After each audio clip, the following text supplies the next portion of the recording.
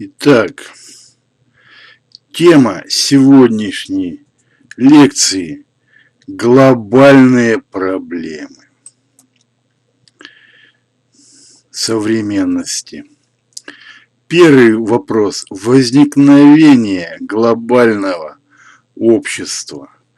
Глобальное общество – это современное общество на всем земном шаре, когда вместо множества изолированных локальных цивилизаций возникла единая цивилизация.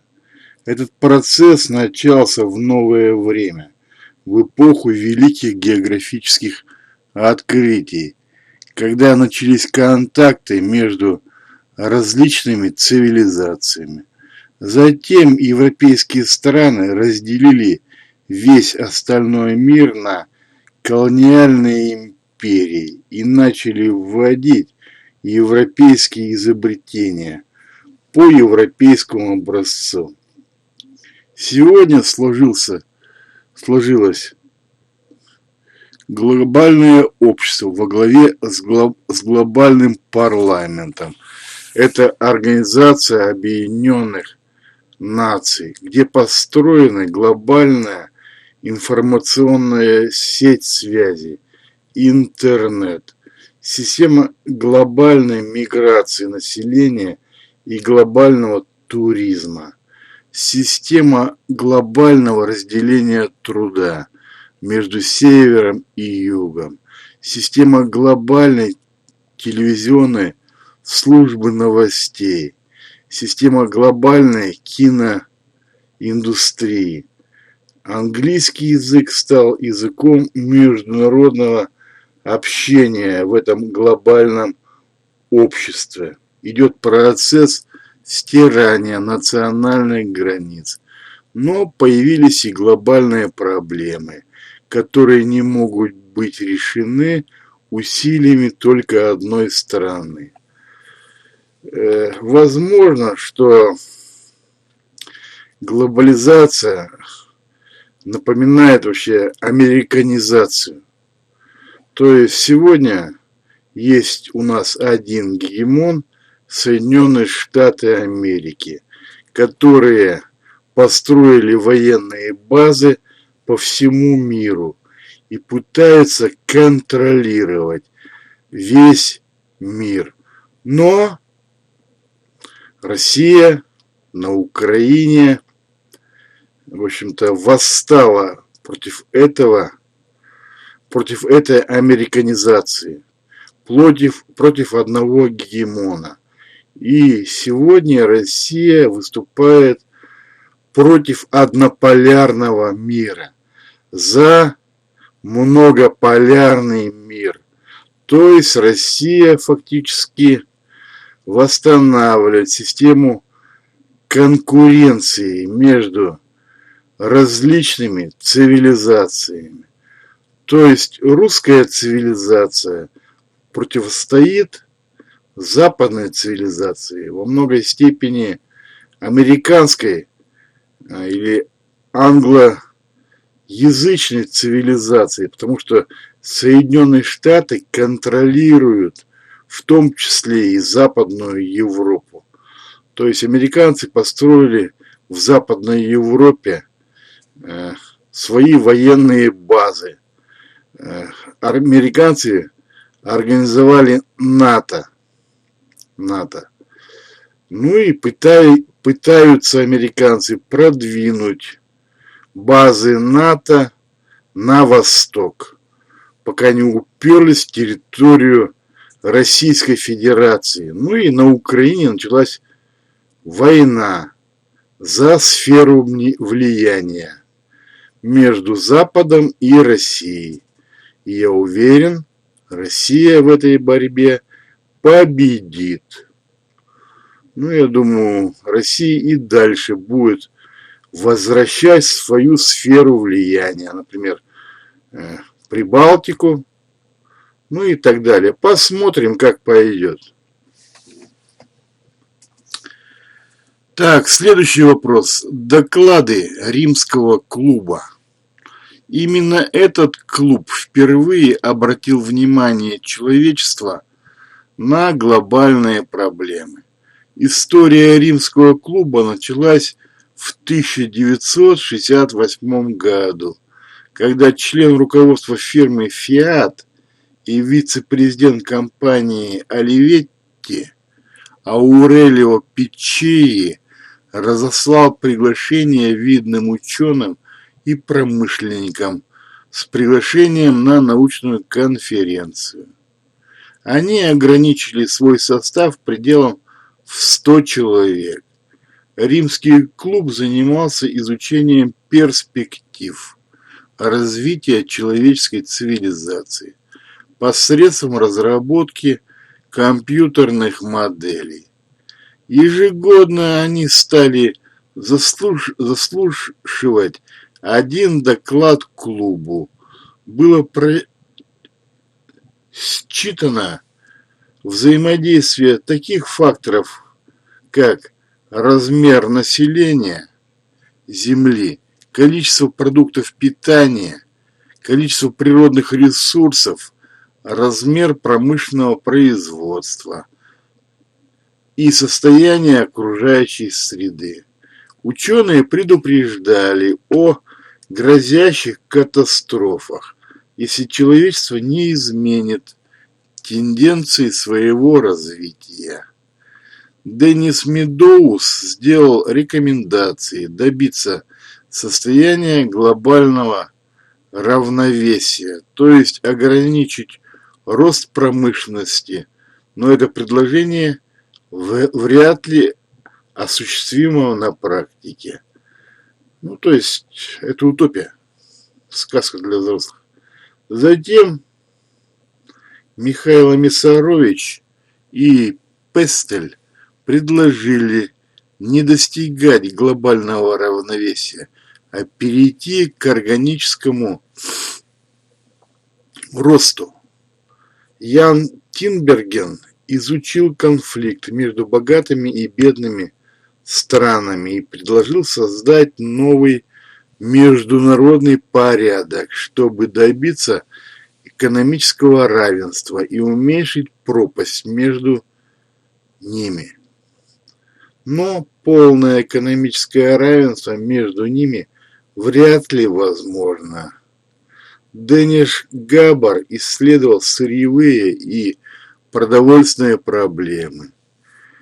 Тьерри де Монбриаль выяснил противоречие между потребностями в энергетических ресурсах и возможностями производства энергии.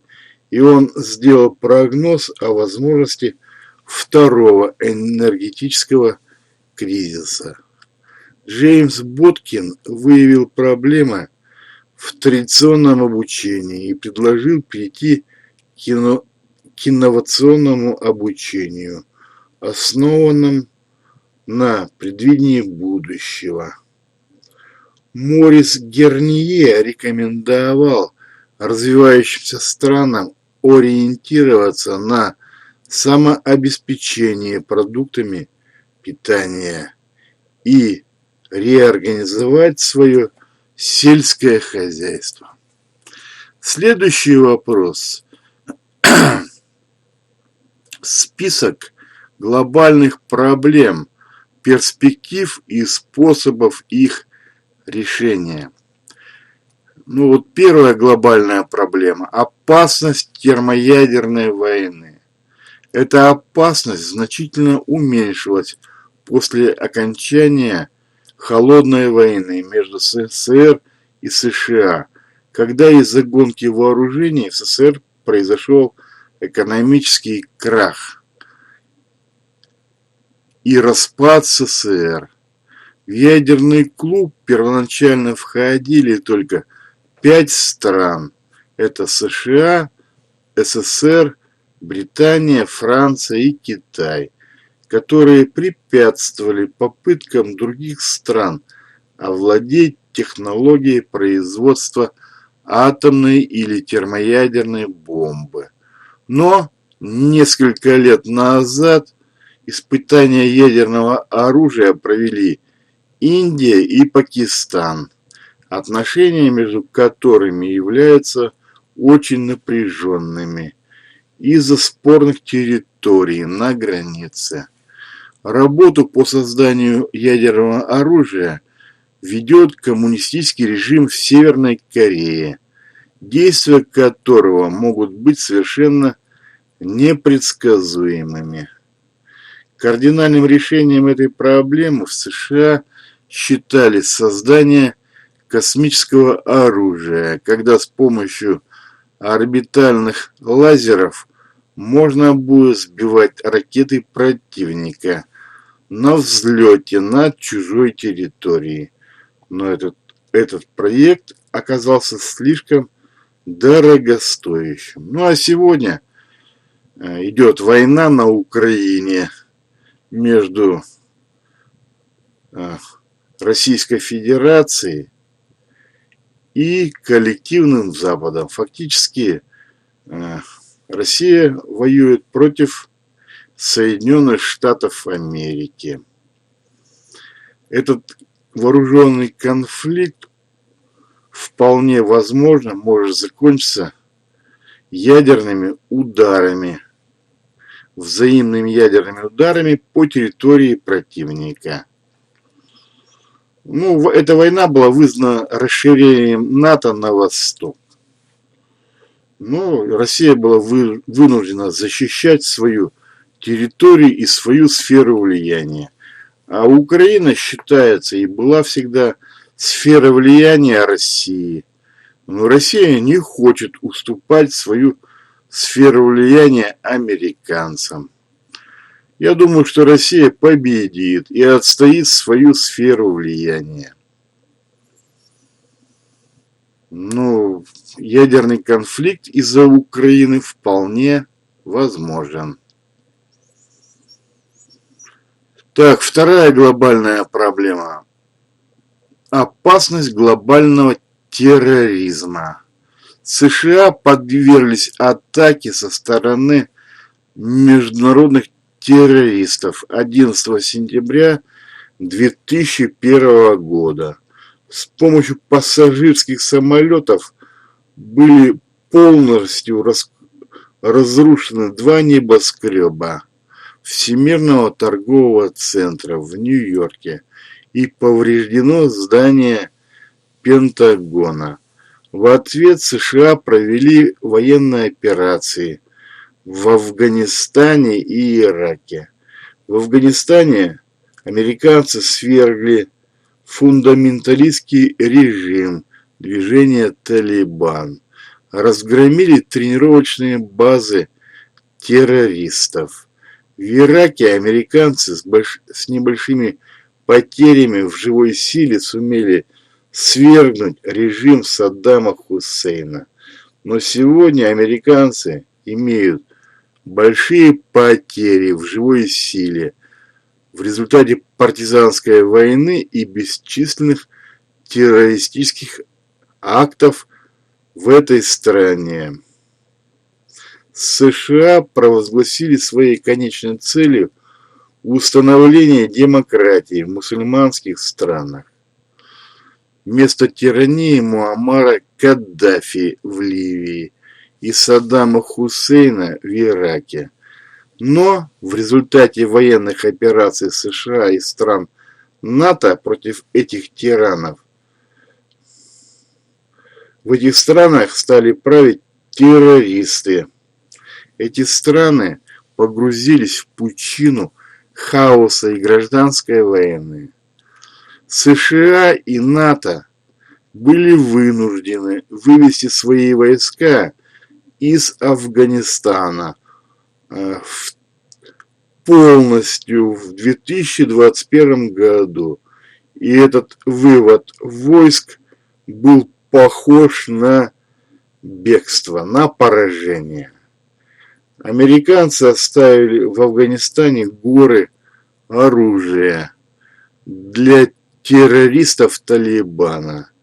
Афганские союзники американцев, то есть переводчики, чиновники, солдаты, полицейские, были брошены на растерзание талибам. То есть в Афганистане американцы проиграли. Третья проблема – опасность новых эпидемий, таких как СПИД, лихорадка Эбола, атипичная пневмония, коронавирусная инфекция, COVID-19 и так далее. Опасность таких болезней цивилизации, как рак, аллергия и инфаркт. Сегодня ведется работа по поиску новых лекарств и способов лечения. Профилактика болезней цивилизации осуществляется с помощью развития спорта, улучшения экологии, борьбы с курением, алкоголизмом, наркоманией и абортами. Четвертая проблема – опасность исчерпания природных ресурсов. То есть, какие ресурсы есть? Нефть, природный газ, уголь, пресная вода, древесина, цветные металлы. Благодаря своей огромной неосвоенной территории Россия традиционно является продавцом многих этих дефицитных ресурсов. Существует два способа решения проблемы с ресурсами. Первое. Экономное расходование этих дефицитных ресурсов. Второе. Поиск заменителей этим ресурсам. Например, можно делать мебель не из древесины, а из металла или пластика. Существуют способы опреснения соленой морской воды, но эти способы требуют значительных затрат энергии. Кражи проводов из алюминия в России в некоторых случаях заставили заменить их проводами из стали. Кражи кабелей из меди в России заставляют заменять их на кабели из алюминия. Но, честно говоря, сам электрик, кабеля из алюминия по своим качествам гораздо хуже кабелей из меди. Ну, алюминий легко ломается. В общем, поэтому, низкое качество у алюминиевых проводов. Следующая проблема – опасность энергетического кризиса. Растут цены на энергоносители, что заставляет экономить энергию, создавать более экономичные двигатели внутреннего сгорания. Чернобыльская авария показала, что атомные станции являются опасными объектами, что заставило разработать проекты более безопасных реакторов. Расширилось использование альтернативных источников энергии, которые используют энергию солнца, ветра, приливов, подземных источников горячей воды. Но все эти генераторы являются маломощными и зависят от климата. То есть, когда ветер прекращается, ветряки останавливаются, и наступает недостаток электрической энергии. Кардинальным решением этой проблемы с энергией могло бы стать создание термоядерных станций, которые могут иметь неисчерпаемый источник энергии. Но проекты подобных термоядерных станций еще очень далеки от завершения. Следующая проблема – опасность глобального потепления. Результатами роста глобальной температуры является повышение уровня моря. Дальше. Изменение количества и характера осадков. Увеличение пустынь и частоты экстремальных погодных явлений, включая волны жары, засухи и ливни. Окисление океана, вымирание биологических видов из-за изменения температурного режима. К важным для человечества последствиям относится угроза продовольственной безопасности из-за негативного влияния на урожайность, особенно в Азии, Африке, и потеря мест обитания людей из-за повышения уровня моря. Следующая проблема – опасность голода и перенаселения в развивающихся странах на фоне обострения проблем с ожирением и снижением рождаемости в развитых странах. Это вызвало поток миграции из развивающихся стран в развитые страны, необходимость продовольственной помощи развивающимся странам и рост в них иждивенческих настроений. Проблему голода должна была решить зеленая революция, то есть применение орошения, новой сельскохозяйственной техники, высокоурожайных сортов растений и дающих высокую отдачу пород скота. Необходимо, чтобы фермерские хозяйства вытеснили примитивные формы организации труда крестьян. Проблему высокой рождаемости можно решить с помощью средств ограничения рождаемости. С этой целью в Китае применили высокие штрафы на второго и последующих детей, но иногда эти меры приводили к появлению подпольных детей. Чтобы налоги не платить на второго ребенка, он жил подпольно. В последние годы политика ограничения рождаемости в Китае постепенно отменяется, так как эта политика привела к старению населения в Китае и сокращению количества рабочей силы. И последняя проблема – опасность некомпетентности людей, которая приводит к разрыву между все возрастающей сложностью окружающего мира и возможностью человека ориентироваться в этом новом мире. Чтобы решить эту проблему, нужно развивать систему образования. Но система платного образования ставит непреодолимые барьеры для бедных студентов. И пора сделать выводы по этой теме глобальных проблем. Вывод состоит в том, что все глобальные проблемы сегодня находятся в стадии частичного разрешения.